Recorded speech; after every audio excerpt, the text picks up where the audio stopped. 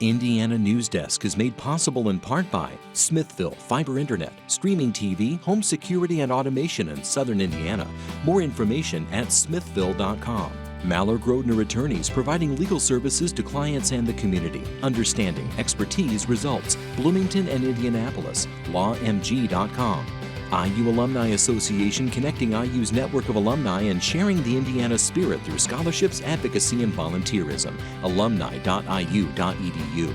IU Center for Rural Engagement, extending IU Bloomington resources to improve Hoosier lives in partnership with communities and organizations. rural.indiana.edu. And by WTIU members. Thank you. Coming up on Indiana Newsdesk. More than a year and a half into the pandemic, hospitals around the state continue to be overwhelmed. To be honest, it does scare me a little. Yeah, it scares me a little. Governor Holcomb has deployed the National Guard to assist at several hospitals, but remains resistant to implementing further COVID-19 restrictions.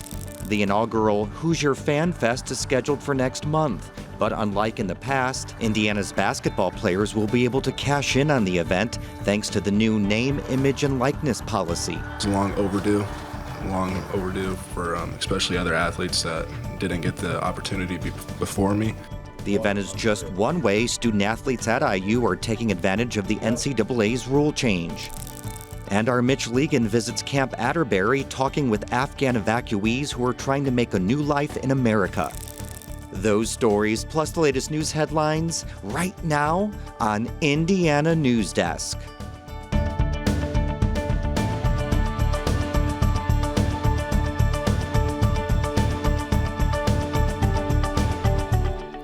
Welcome to Indiana Newsdesk. I'm Joe Wren.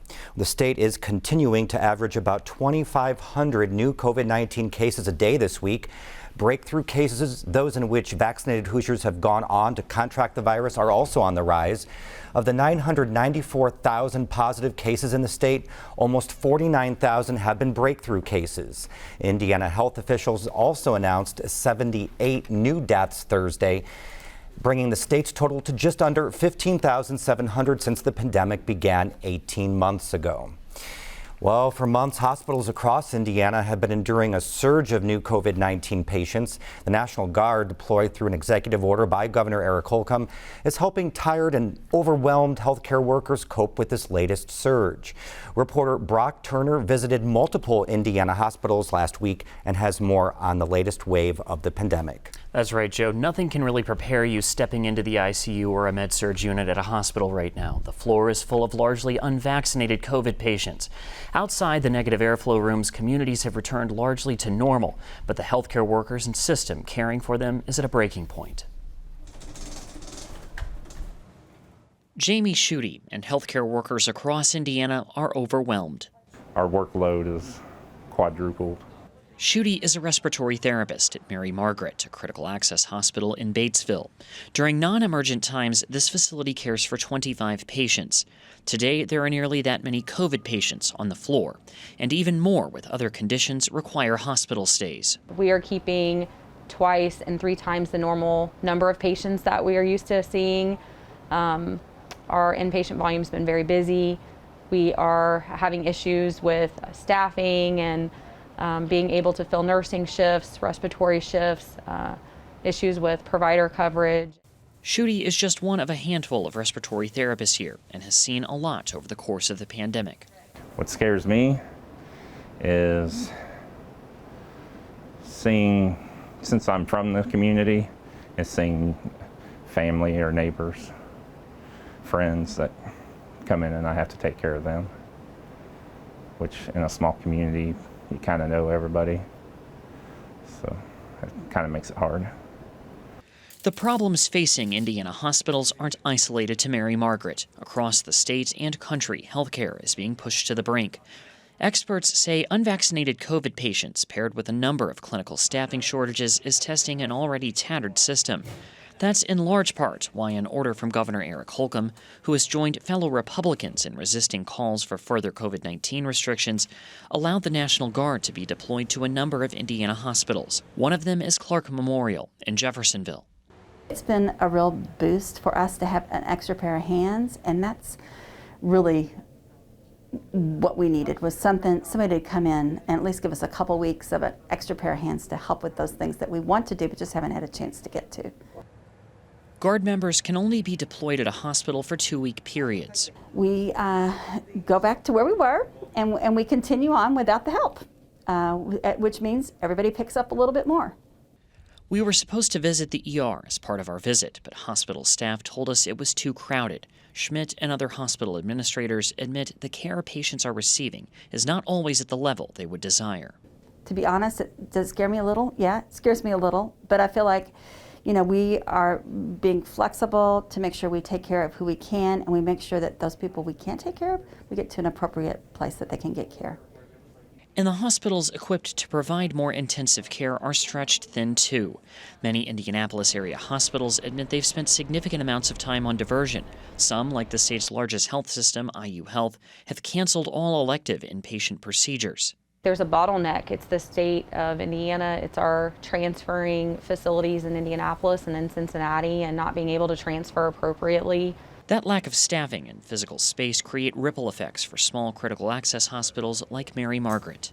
That gets scary when you're a critical access hospital and you're trying to figure out how to get patients appropriately where they need to be. And the reality is if there's nowhere for them to go, they're staying here. Royce admits her hospital now keeps sicker patients longer because there is just nowhere to transfer them throughout the system. Her frontline staff experience it daily. Normally, we have patients come in, you're with them for 2 or 3 days, they go home. COVID patients, we're with them every day for a month or better, and then sometimes they don't get to go home. You learn a lot about them before they get too sick to be able to talk. You get to know them. It makes it hard. For Indiana Newsdesk, I'm Brock Turner. We've been hearing about this for so much. To actually see it just gives it so much more meaning. Can you tell us a little bit more about how the National Guard was deployed? Yeah, there's really only one person in the state with the authority to deploy the National Guard, and that's the governor. While Holcomb's office has attempted to distance themselves from these deployments, insisting that the order that authorized them is not new, that really isn't true. It's been routinely renewed. While the State Department of Health is involved in some of the planning, that doesn't really happen without this executive order from the governor. So what are some of the tasks they're doing? It really varies by hospital, but at a high level, they're doing a little bit of everything. It's important to clarify there are 2 types of soldiers under this deployment. One are working in critical roles, the other in non-clinical roles. Those soldiers with medical credentials are providing actual patient care for hospitals that are short-staffed with high patient volumes. Others are doing more administrative and custodial work, which takes a lot of the burden off of the other staff. The hospital I attended, for example, last week, talked about had soldiers assigned to administering COVID tests. So is there any light at the end of the tunnel? What are they saying? Experts tell me there could be. Both new cases and hospitalizations appear to be slowing, but keep in mind, though, hospitalizations do tend to lag about 2 weeks behind new cases. While the state surge might be waning, local health officials still are concerned about the number of Hoosiers vaccinated, and there's always a chance future variants, much like the ones that spread the Delta variant, could emerge. All right, Brock, thank you very much. Thanks a lot, Joe.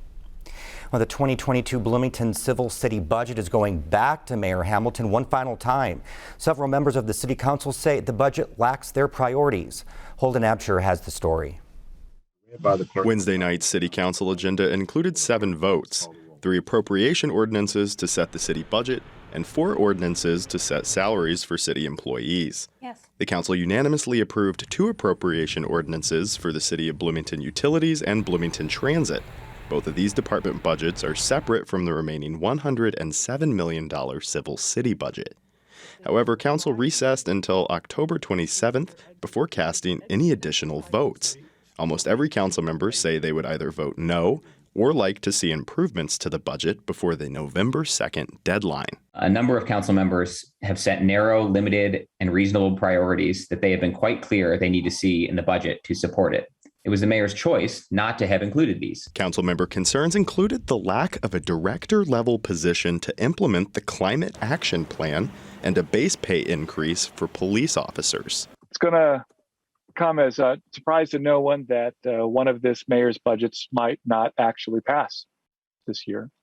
We're seeing open revolt by a majority of council. However, Mayor Hamilton says the 2022 city budget reflects a great deal of the input his administration received over the last few months. We have, in this administration, listened to a great deal of input from all 9 council members, as well as a wide range of public voices and institutions interested in our future as a community. On Tuesday, Mayor Hamilton sent council members a memo outlining 4 advantages of adopting the budget and 14 disadvantages of rejecting it. However, several council members found the memo to be misleading. I really resent having it presented to me as you either do this or bad stuff's going to happen, because we all have minds of our own. We represent constituents who we hear from on a regular basis. Sandberg says there is still time to rework the budget before the state deadline on November 2nd. For Indiana Newsdesk, I'm Holden Napshire. Now, City Council votes to reject the proposed 2022 budget in 2 weeks. The 2021 budget rolls over to the next year. Officials in Owen County are tightening their fiscal belts as they get ready to finalize the 2022 budget. This comes on the heels of a controversial tax increase that passed earlier this summer. Adam Pinsker reports. Don't settle for the tax increase. I'm a very unpolitical person. I'm a normal resident, but enough is enough. Rachel Combs says her decision to run for county council is fueled by the recent income tax increase approved by the council this summer. In Owen County, we're a small population. There's not a lot of income already here, and you add those tax increases on top of it, that's going to make it to where some people's ends can't meet.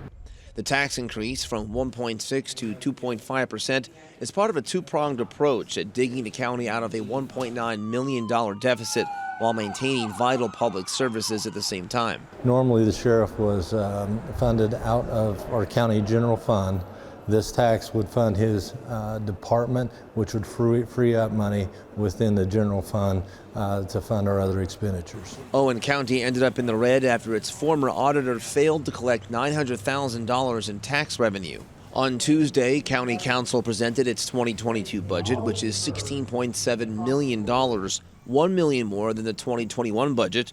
This despite a 20% across-the-board cut in most county departments. But those cuts are offset by other expenses. The bottom line is costs across the board through the pandemic. I think, on materials and supplies for all of our county offices have went up quite a bit. Combs says she has a hard time believing the county council is properly maintaining its budget, since this is the 3rd time in 2 years they're raising taxes on residents. The reason that they are increasing the taxes is because there's no money.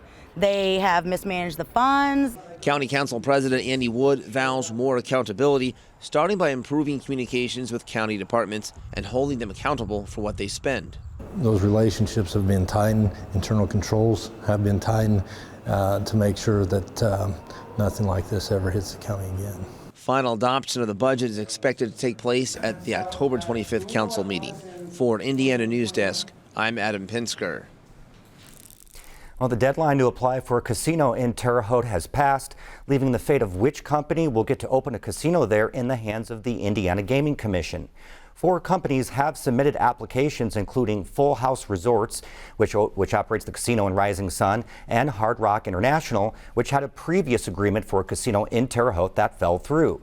Terre Haute Mayor Duke Bennett says the city has no say in which company gets a casino license, but he prefers Hard Rock because it is partnered with Terre Haute entrepreneur Greg Gibson.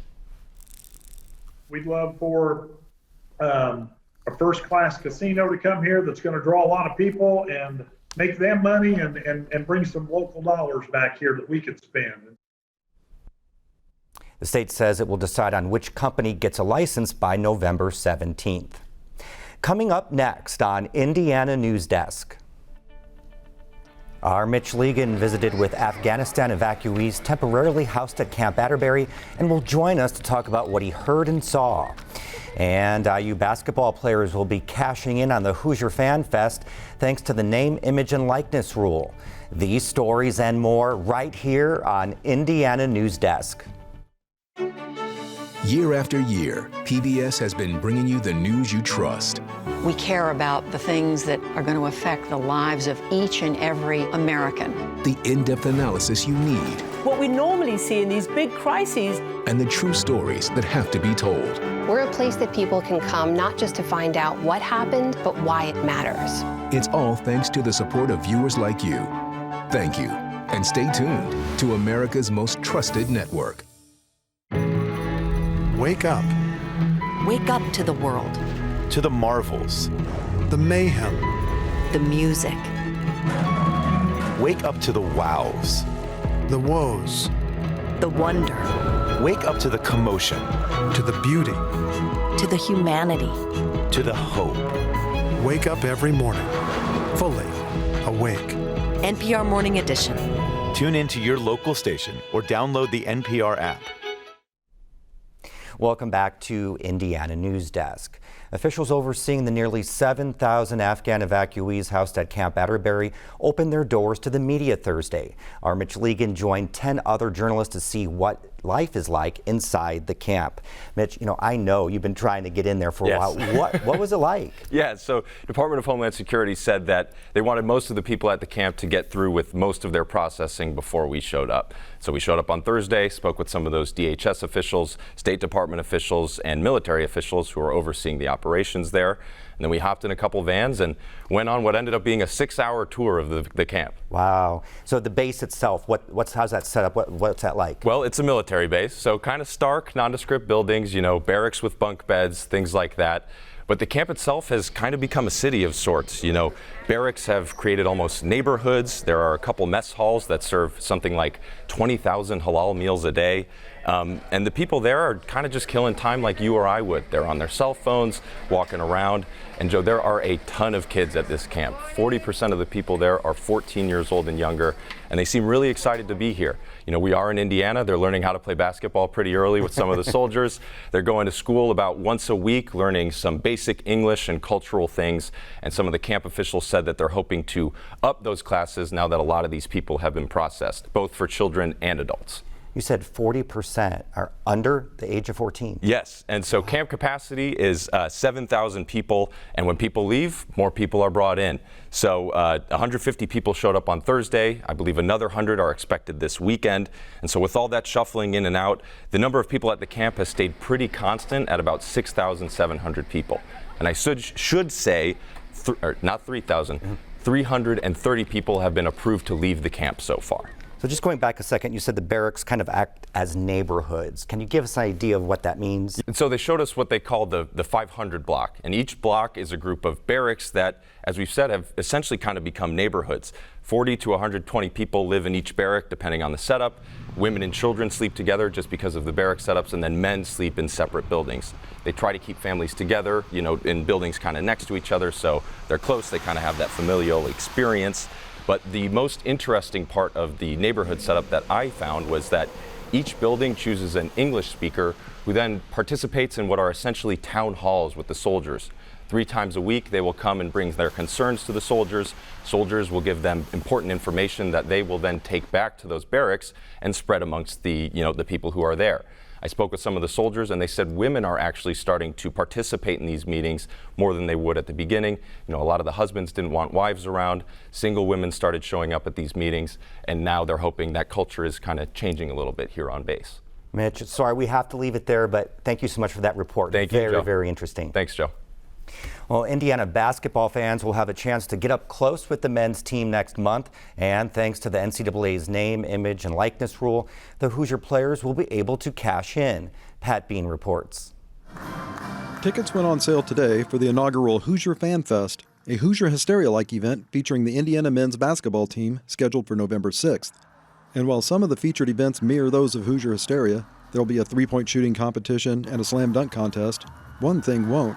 The Fan Fest will cost more than a canned good to get in. All the money that is pooled together from corporate sponsorships, from ticket sales, from auction sales, that will go into a pot that is split up amongst the players. The Fan Fest is the brainchild of Pankowski and fellow IU grad Ward Roberts, the founders of Hoosier Hysterics NIL Collective, and host of the Hoosier Hysterics podcast. How the money is divvied up between the players is still being worked out, but Pankowski says for events such as this, it would only be natural for the more marketable players to earn more. These young men and women are going to have to learn how to deal with the realities of a free market, which are some people make more money. Indiana law professor Kenneth Dowschmidt cited a University of Kansas study that showed star players were worth more than $1 million a year to the school, while those at the end of the bench were worth around $30,000. The guys on the end of the bench getting a scholarship is probably a good deal for them, and they probably are being adequately compensated. But the real stars are worth more to the university in terms of revenue than what they're getting out of their scholarship. Dal Schmidt says another thing to watch for is any effect on player-coach relations. But right now we have some college coaches that make an awful lot of money,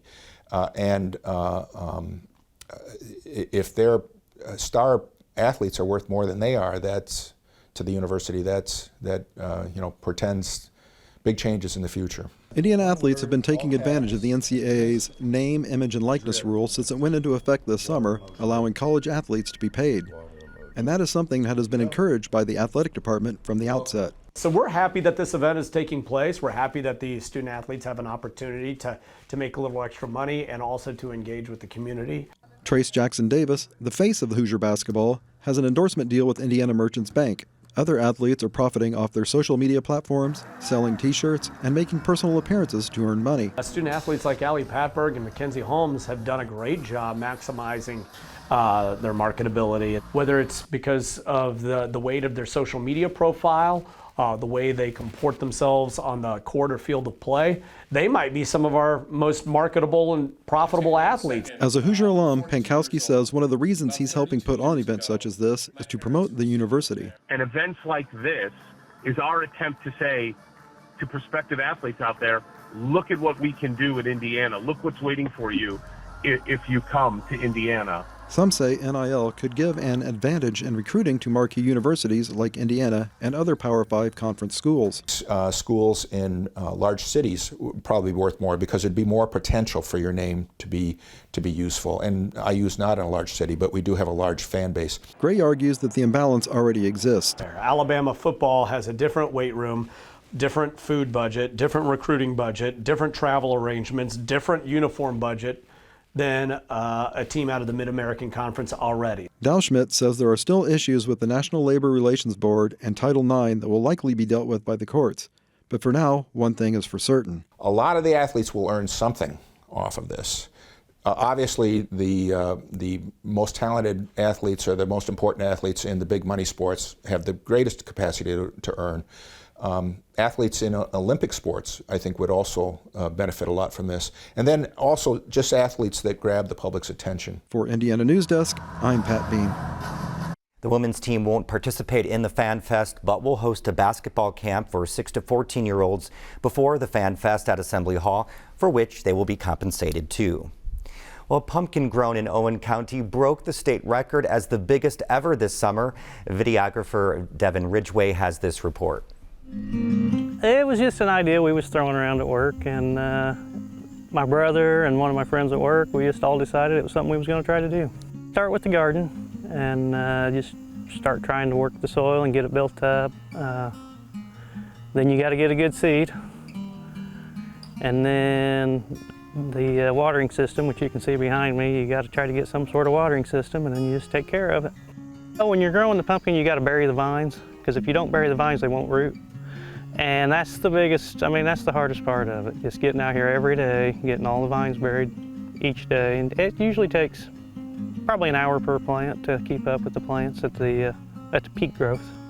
Someone probably stops by once a week maybe to see it. Last year did good. I was #1 in Indiana last year. I put the seed in the ground or maybe around the 1st of May. And I pollinated the pumpkin itself June 12th. And then we cut it off October the 7th. Took it to the weigh off in Cincinnati, Ohio.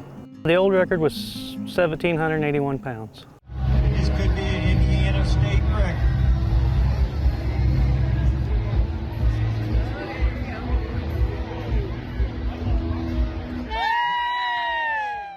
Glad to see I broke it. It wasn't actually measuring. You measure it to get an idea on how big it's going to be. It wasn't actually measuring that it would break the record. It had to go bigger it had to weigh more than it was supposed to weigh in order to break it, so it did. I got to do better with weeds. I had a lot of weeds this year, so that's a lesson I learned this year that I'm going to try to do better for next year. Yeah, I'll go again next year and try to break 2,000 pounds will be my goal. It is at Lark Ranch in Lagodi, and yeah, you can go there and see it anytime.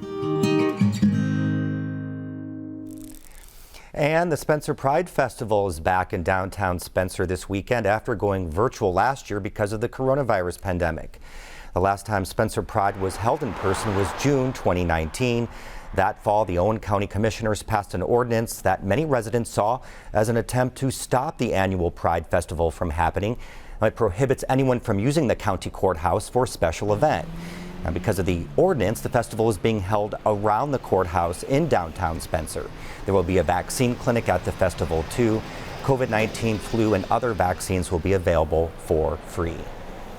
That's the end of this program, but our work continues online as we cover the news throughout the week at WTIUnews.org. Have a great weekend.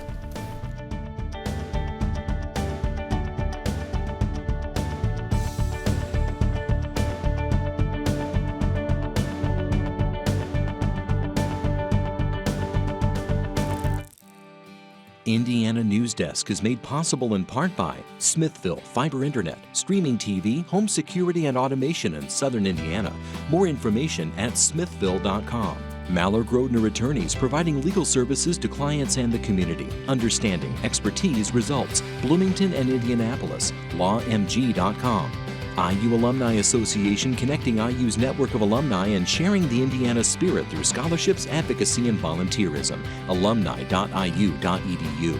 IU Center for Rural Engagement, extending IU Bloomington resources to improve Hoosier lives in partnership with communities and organizations. Rural.indiana.edu. And by WTIU members. Thank you.